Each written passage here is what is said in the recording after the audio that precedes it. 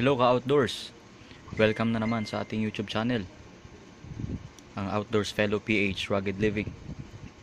Ngayon ay samahan nyo na naman ako para i-unwrap itong bago na namang nabili ng inyong lingkod na kagamitan.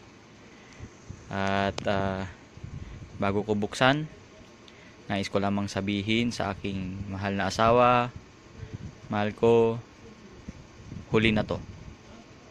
Huli na to sa taon ito. Promise. Next year ulit. So, yun nga. At bago pala ang lahat, ito ay isa na namang outdoor equipment. Specifically, a knife, bushcraft knife. Na-order ko po siya sa online, sa Facebook page ni Ifugao Blades kay Mr. Takay. Sabi niya doon, personal daw niya ito at ibebenta na daw niya kasi nga in demand itong design ng itak niya na ito, which is yung Tactical Knife 4 ang nilagay niya doon.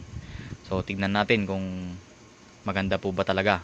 Mr. Takay, i-judge ko po ang inyong gawa sa aking pansariling perception pagdating sa itak. At naway sigurado naman magugustuhan ko. So, umpisa na natin mga ka-outdoors. So, ayun, talaga. May bubble wrap pa.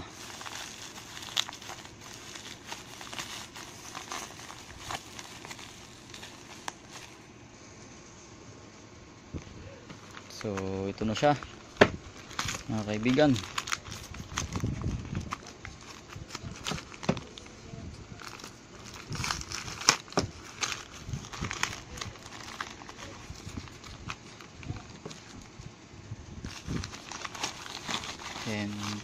Ten. Ayun. My goodness.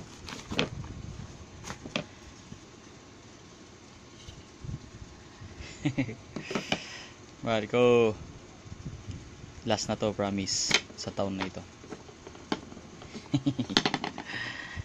So ito ang Tactical Knife 4, previously owned by Mr. Takay sa Ifugao Blades. Maganda nga naman talaga siya. So ayan siya mga ka-outdoors. Magaling.